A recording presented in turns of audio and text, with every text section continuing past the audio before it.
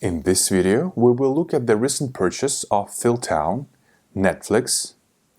I have read Phil Town's books, and for me it was really interesting to see the reasoning behind his purchases. So first we will look at the valuation of Netflix of 2022, and then we will look at the current valuation. So we will look at the difference in the current sticker price compared to the first quarter.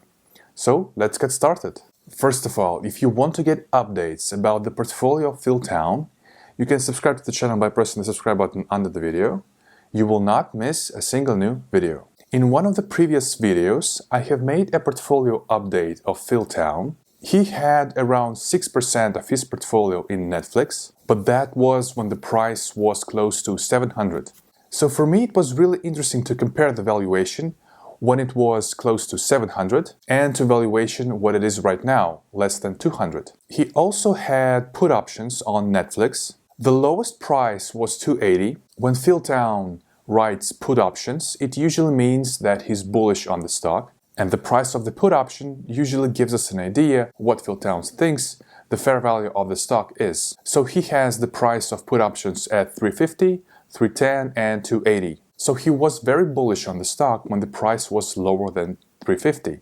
He also protected himself by buying the put options, and a good thing he did because the price was even lower than 250 that he paid for the put option. Okay, now let's make the sticker price calculations. First of all, Phil Town looks at the debt level. We can see that Netflix has around 6 billion in cash, 17 billion in debt, so they have around 11 billion in net debt. If we take 3 times of net income, it is larger than net debt.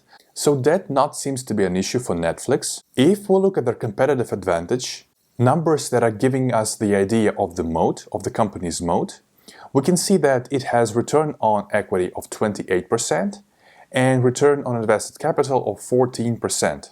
So according to these numbers, Netflix definitely has a moat. Okay, now let's try to come up with a fair value or the sticker price of the stock that it was in the first quarter of 2022. Analysts were projecting for the growth rate to be around 14%, even higher. I will use price to earnings as double the growth rate, which Phil Towns also uses in his analysis. I use the required rate of return of 10%. Phil Town usually uses 15%, but I prefer to use 10%, but I'm also not using the maximum price to earnings during the quarter. We use current earnings per share of $11. What we basically do is that we grow the current earnings per share using the growth rate, multiply by future price to earnings in 10 years, and then discount them back to today using the required rate of return of 10%. We do not adjust for net debt because Phil Town doesn't do it in his sticker price calculations.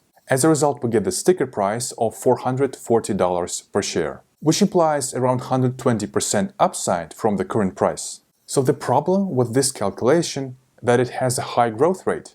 So right now the growth rate is much lower, but at the time it seemed pretty reasonable. If we look at the average growth rate of the revenue during the previous years, we can see that it was 27, 24, 19, so it was slowing down, but not as fast as it happened.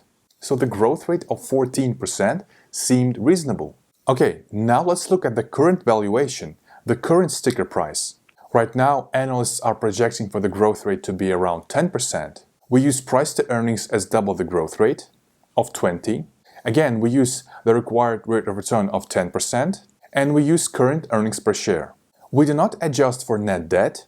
As a result, we get the sticker price of $220 per share. So this implies a 10% upside from the current price. Also, the problem with this calculation is that we have the data that he bought Netflix 45 days after the quarter end. The problem with this is that Phil Town may have already sold Netflix, and we will know about it only in 3 months. But again, if you are following Phil Town, it is possible to buy the stock at a much lower price than Phil Town did.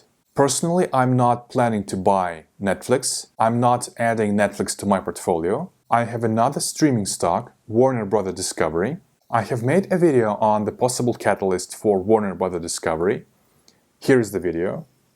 If you are not subscribed to the channel, you can do this by pressing the subscribe button right here.